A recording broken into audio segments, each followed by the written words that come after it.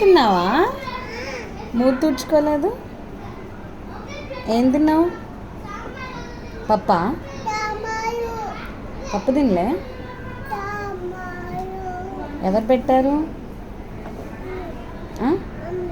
నాకు పప్పు తినలేదా? సాంబారు ఎన్ని ముద్దలు తిన్నావు? 3 ముద్దలా? ఇంకా ఆకలేయట్లేదా? బొజ్జ సరిపోయిందా? బొజ్జకు సరిపోయిందా? సరిపోయిందా? వాటర్ తాగావా?